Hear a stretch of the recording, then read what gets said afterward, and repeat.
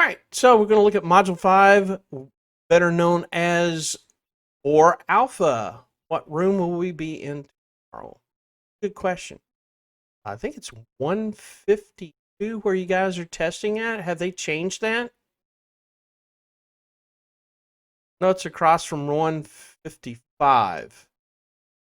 How about this? I'll go ask that question, but I think it's 152 where you guys will be testing because you don't need any materials. You're straight up, taking a test.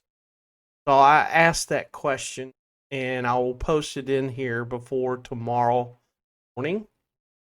We'll go with that route. Is that okay? All right. All right, let's start it again. 4 Alpha objective: identify basic facts of common civilian and military antennas, minimum of 70%. I think this one is a 10-question test also. Go back and look for it. We will be using that AFSC applications because when you get out in the field, you're going to be going, hey, how about that, whip antenna that's on the vehicle, things like that. When you get deployed, there's different types of equipment, but they all fall into one of 3 different categories, what I call the main ones. And then there is different ones that are off branches of it. Just remember, if you're in a deployable situation, sometimes you got to make do with what you got, and that's the reason why we took you through the physical and electrical characteristics. Never know when you may have to make your own antenna. We're going to look at whip antennas, dipole antennas, parabolic antennas, array antennas. We're also going to include site selection and configuration, relationship of antenna height and takeoff angle. Hopefully you'll be able to get an idea of what these types of antennas and why we use them, and it all applies to the exercise that we're going to have you do. Come back tomorrow, actually right now, and when you come back after the KPCs tomorrow, you'll be able to demonstrate everything that you have put together. So first of all, whip antennas are the most commonly used. I mean, they are all over the place. If you were to go and look around the base, you will see a lot of whip antennas. They are the most commonly, both military and civilian. There's not a day I go by if I'm driving, and it's for pre-COVID, there you'll find a lot of whip antennas on cars, things that you can recognize as CB radios, sometimes ham radio operators. Normally the larger whip antennas, taller ones. They are used a lot for what we call multi-user ground networks, mainly patrols. You guys will probably get to use these common antennas when you are, say, going around base and they want to contact you on a radio. They are vertically polarized antennas. They are omnidirectional, all over the place. Now just remember where you locate that antenna. If there are objects nearby, for example, this modified Humvee with its whip antennas, they are modified by the vehicle. If let's just say your antenna's on the back of that vehicle, you're going to have more of the projection of that omnidirectional toward the front. So it's going to appear that it's going to have gain. Wow, where have you that one at? And the last one, it says a quarter of a wavelength long. Quarter of a wavelength long. If you're at 100 megahertz, electrical length is in that vicinity of, let's see, 330, 30 is 10 meters, 100 megahertz. You're looking at maybe 7 meters. That's an estimate. Quarter that. Now look what you're looking at. Quarter, let's just say 8 meters long. Quarter of that's 2 meters. Wow. It's what, 6 feet, close to it. Look at dipole antennas. This one is where you have a center device and it splits out kind of like two antennas, so to speak, like on a roach or something. It is a half a wavelength long, horizontally, that's it, name sometimes, horizontally polarized antenna. In other words, it's not all over the place. This one's horizontal, so you got vertical versus horizontal, and most of the times it is bidirectional depending on how far off the ground you locate it. This little section right here, where you have bidirectional, it's a half a wavelength above the ground. In other words, let's just go with that. I'm dealing with the 30 megahertz antenna. That's 10 meters. So a half a wavelength above the ground is 5 meters, approximately 16 and a half feet. So as long as I have it 16 and a half feet or higher, it's going to act like a bidirectional antenna. Directions.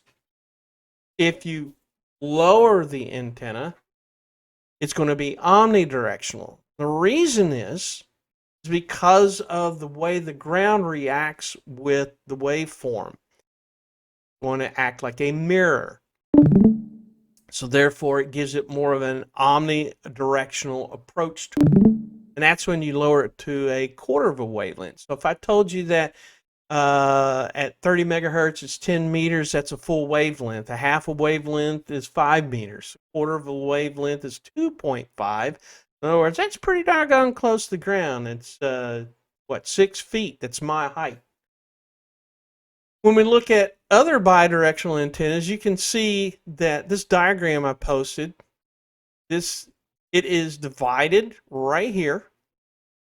One side of the antenna, just like I told you about the roach antennas, there you go. You have one of them is a quarter wavelength, the other side is a quarter wavelength for a total of a half a wavelength. You'll notice that all we've done here to this, let's say, coax cables, we just basically split it. One side, let's say the shield went to this side, the center conductor went to this side. You'll see that we have insulators on both sides of it. That's all you're doing to the antenna. Now, this is bidirectional as long as I keep it a half a wavelength above ground. When I go to the next one, this one becomes a quarter of a wavelength long, even though I still keep the half wavelength in total. Quarter wavelength here, quarter wavelength here. This quarter of a wavelength from the ground now makes it omnidirectional. Omni versus bidirectional. Again, this is in relationship to a couple other things that we're going to see, which is the takeoff angles, as opposed to, a bidirectional versus an omnidirectional. Now, this next portion right here, you can get off of the link in our YouTube channel. It's an inverted V. It works similar to the Nimbus that we're going to go over a little bit later. And it also shows you what happens when you do like located off of the ground. I'm pretty sure it does in the relationships, and it's a pretty good video. It's about a minute and a half long. Same with this one, a sloping V. You're going to learn about these when you get to, I think it's module 7 or 8, I can't remember, with the Prick 150s. You're going to be taking what's called a Barker-Williamson out, and you're probably going to be doing this type of antenna. The next one we have is something called a parabolic. Now, Sergeant Lee explained something that really caught my attention. One of the things a parabolic antenna is the dish there is nothing more than a reflector. So basically, if you got the antenna wanting to go this way, putting a dish in the back of it, you are in fact focusing all that energy toward the front end of the antenna. Now, with parabolic antennas, it's all about the antenna that's inside, not the actual dish. Dish is what makes it have high gain. The bigger the dish, the better the gain. Smaller the dish, the least amount of gain that you're going to. The antenna size doesn't really matter, it's how it focuses it. Most of our parabolic dishes are unidirectional. You can have them vertically or horizontally polarized, and I can tell you for a fact that the reason why you have them either vertically or horizontally polarized is because you don't want what's called a full duplex system interfering with your transmit and receive. So one antenna is going to be vertical, the other one's going to be horizontal, so that way you don't interfere, as well as having different frequencies. You're going to see this in, I think it's 5 Foxtrot effective. The larger the dish, again, the better the gain. VHF, the reason why they're going to start to have a bigger dish is because of the amount of room that the antenna is going to need on the back side of it. But most of our dishes can have an antenna probably about that size, because you're looking at your top of the line UHF to SHF to EHF waveforms. The array. The easiest way to explain the array is they have 2 or more antennas that are combined. But what they don't tell you is what's the actual portions of it. Let me get my handy dandy pointer here. Normally, these things right here are your elements. Okay? You can see it looks like the cable comes in here, and this part right here, these 2 elements, one of them will be called your direct or your driven element. This would be a reflector element. All of these would be director elements. That's how a Yagi antenna would work. But when you combine this driven element with 2 or more, it becomes an array antenna. You can see with this particular one, because this one I've dealt with before, you can see where these little insulator balls are making its way closer to ground. Now, why is that? Well, first of all, if you take a look right up here, this is considered a smaller antenna. Right? What did we say about antenna length, i.e. wavelength, versus frequency? They're inverse. So smaller antenna, what would happen? Higher frequency. Higher frequency. Down here, this little insulator, you got a longer antenna. What would that mean? Longer length means longer length, or the which means higher or longer wavelength. Lower the frequency, isn't it? So when you compare this yes, sir. antenna with this one, and you look at all of these, there must be a ton of frequencies that they're wanting to look at. Now, there are some arrays out there called elephant cages. I think we got 2 left in the world, and they literally look like a cage for an elephant because the darn things are so high, and they look like a circle. You can type it in Google, and you should be able to come up with an elephant cage. These are called log periodic, And because of the elements, the smaller elements being, your higher frequency to the longer elements being the lower frequency, there's a reason why they want those antennas. By the way, this one right here looks like it could take up about 20 acres. And this little device right here, the motor, is probably bigger than 2 or 3 of us. I think there's a huge antenna field if anybody's in California. I know that there was one up in Davis and Lincoln, which the Navy now owns. If you end up going to Lodge's Field, there's 2 of them. I can't remember the names of where they're located at, but the island's only 12 by 20, so very easy to find it. They take up a lot of space. So array antennas take up a lot of space when they're needed.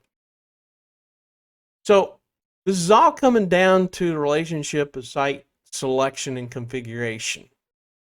Right? So terrain determines the antenna characteristics, whether you're going to use direct waves, sky waves, ground waves, whatever you're going to use will determine what type of antenna you really need to use. Distance. What's the closest I need to contact? Where the farthest I need to contact? If you're doing mobile patrols, you don't want to go outside of your radio range. Why? Because why would you do that? Cell phone coverage is not everywhere. Polarization and radiation patterns, that's what you got to consider.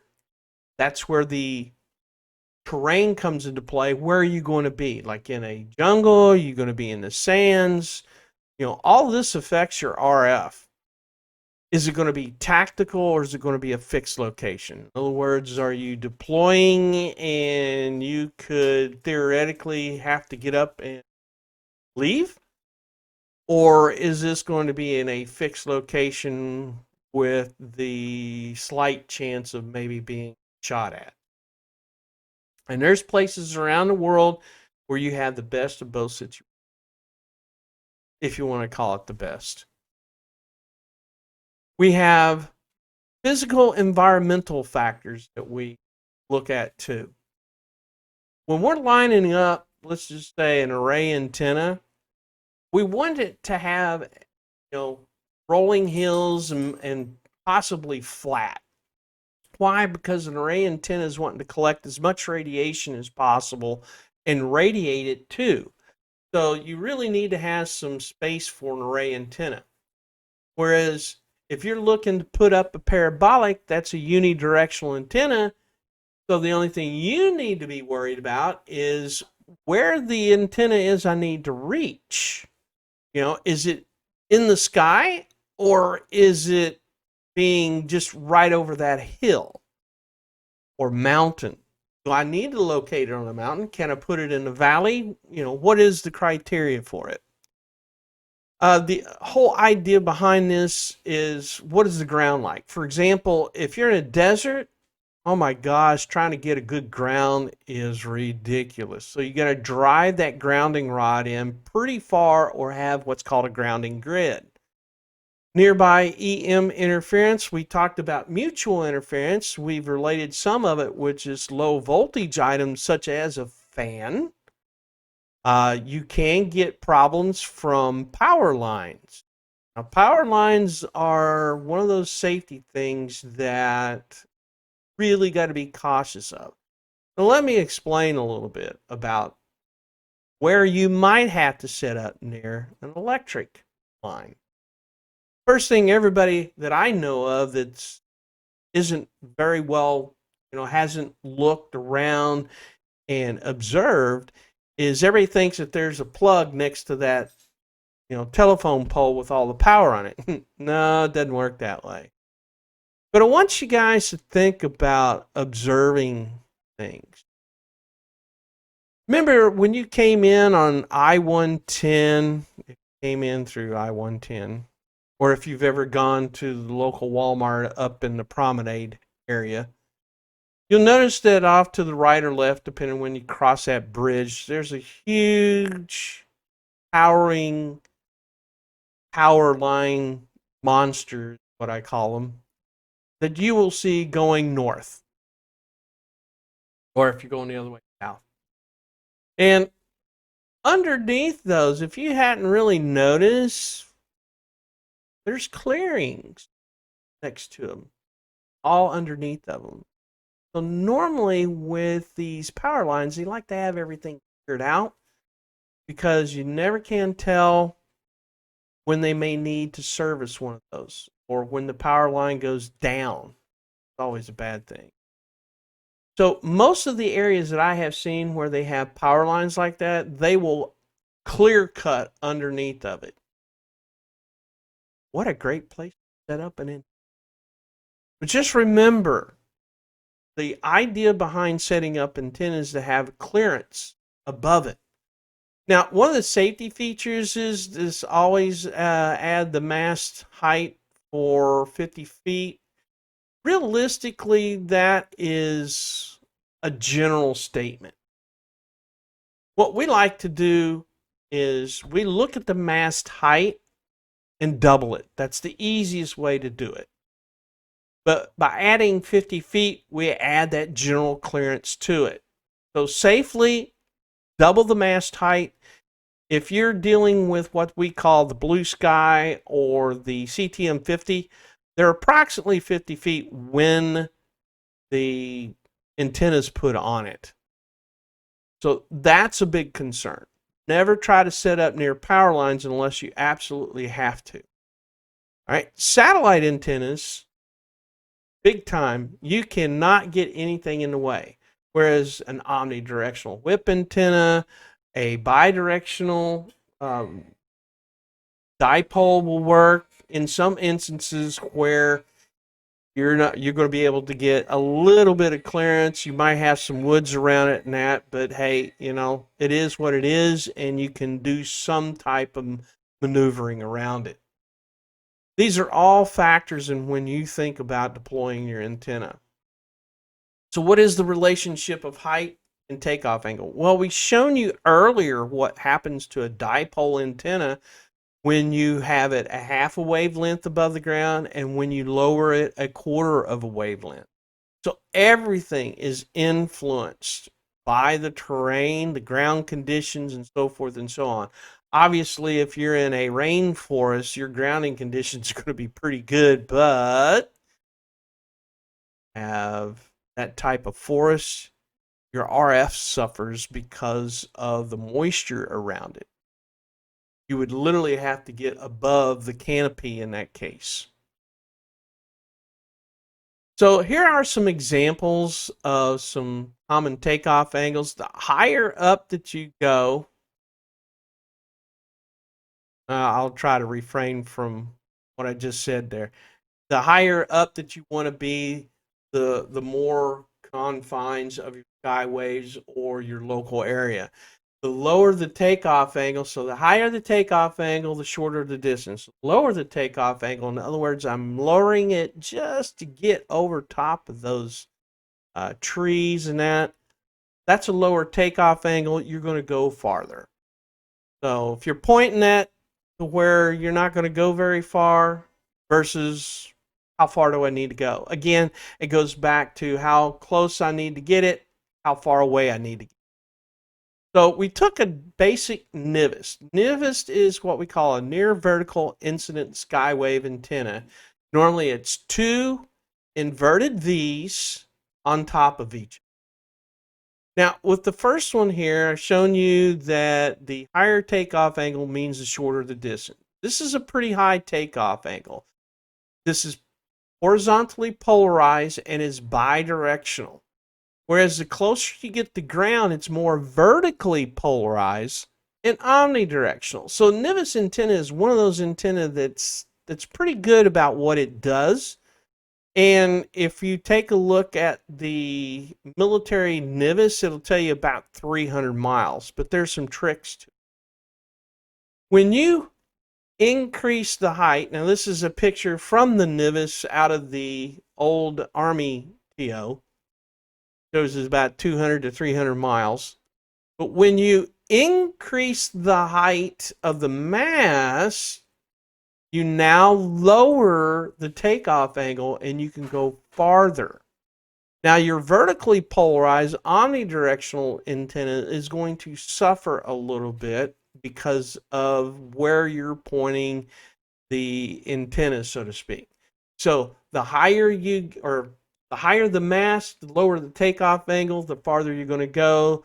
The lower you lower that mast, the higher the takeoff angle, the shorter the distance. So if you can gather anything from that, take a look at your Nimbus and get an idea. I will put this set of slides in here so you guys can look at this, and I'll do the recording and hopefully get it up and operational before the day is out. So we've gone through whip antennas, dipole antennas, parabolic antennas, array antennas, antenna site selection and configuration, as well as the relationship of antenna height and takeoff angle. A lot, isn't it?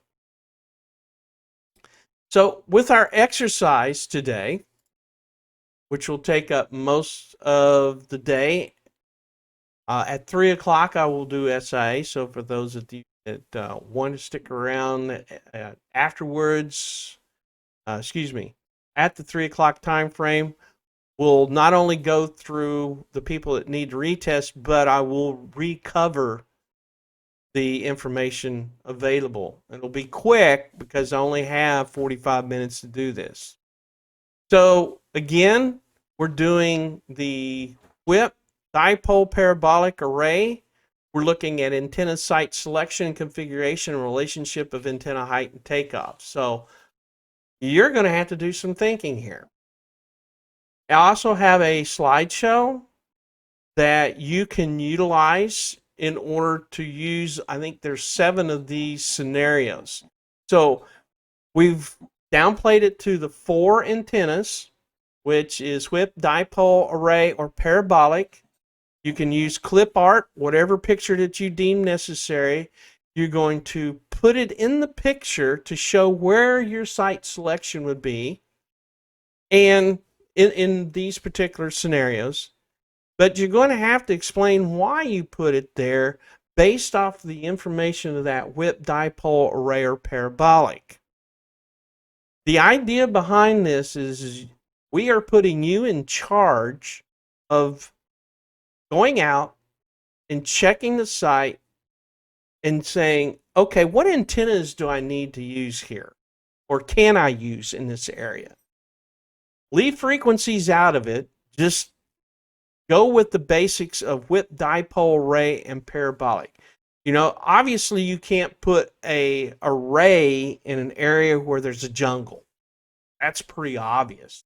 You could probably put a dipole in there or a whip. So you see how this is all coming into play? Why would I put a whip in there? Well, I want to get it above the canopy so I can do mobile patrols. How about a dipole? Well, maybe I need to go farther, so I'm going to put that thing up as high as I can and try to punch through the canopy so I can go a farther distance. You know, let's just say you're in the middle of rolling holes, a rural area with farmland and small wooded areas. Well, you could probably put a small array out there. You could also put a satellite dish, as long as you can point that thing and get it up and over the hill area.